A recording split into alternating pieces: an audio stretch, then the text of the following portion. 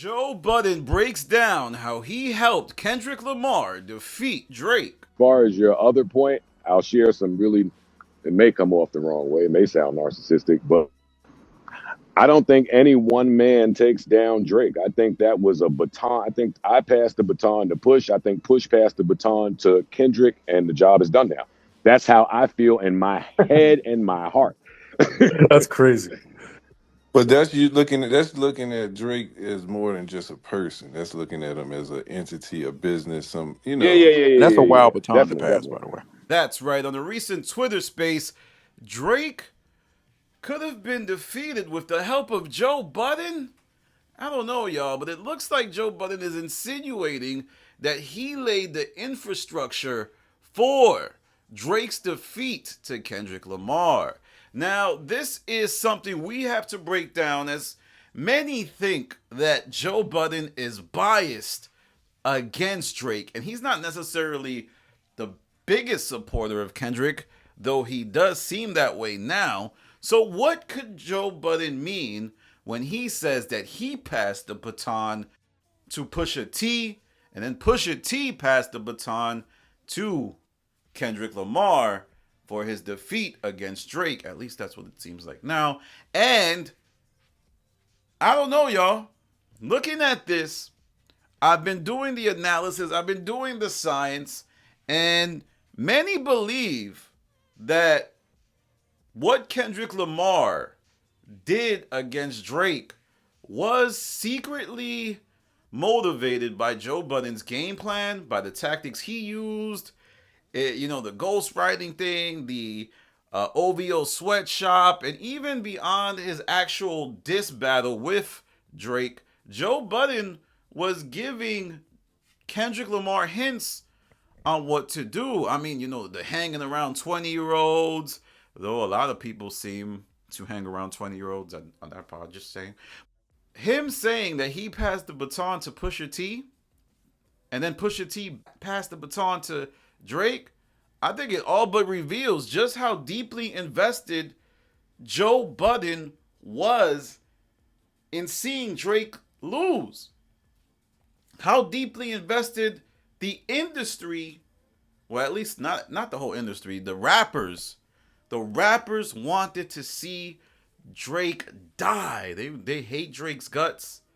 For whatever reason, it could be that they feel like he has silently destroyed the constructs of hip hop, right? The authenticity, writing your own bars, and so on and so forth. Also, the idea of Drake possibly sleeping with everyone's girl. We all know Joe and Drake share a lot of women in common.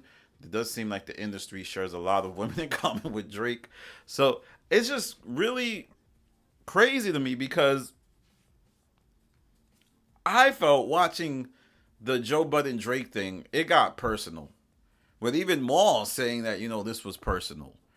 And I think the biggest example of that was when Joe Budden critiqued Drake for hanging out with 20-year-olds. And also the idea that a lot of the rappers, they do the same thing. Just rich men in general, right? Rich men in general that women find attractive are going to engage in this type of behavior. But for whatever reason, Joe Budden just had an axe to grind with Drake. And they also have an actual relationship, right? I think Joe Budden and Drake are way closer than Kendrick Lamar and Drake were. But let me know what you think in the comments. Do you think this was a sign of how invested and how attached Joe was to this? Because he likes to take the stance that, he just wants to see hip hop succeed. He wants to see the best thing happen for hip hop. But I think that is not the case. He was very invested. He was tied into seeing Drake lose. He was hoping that Pusha T could beat Drake, and he did. But Drake left that battle unscathed in terms of just being bigger than he ever was. Like, it wasn't like Drake lost to Pusha T and then it was over for him. He actually went on to make big deals and be bigger than any rapper that ever existed in terms of making money. So I don't know, yo. I think this makes Joe kind of look petty. It looks a little petty. I feel like I know my comment section about to go crazy on me because I think if you not bashing Drake, your comment section will look wild. Like I see Rory and Maul subreddit, and because they are more pro Drake, yo, they be acting like Rory and Maul are the most disgusting, vile human beings on the face of the earth. There's even people saying they're gonna stop listening. The show is falling apart. But if you look at the numbers, Rory and Maul are bigger than they ever been, and the large reason for the perception is just because the commenters are saying that, you know, they chose Drake's side or something like that. So there's a lot of interesting happenings in the comment section of every creator who's talking about this Drake Kendrick thing.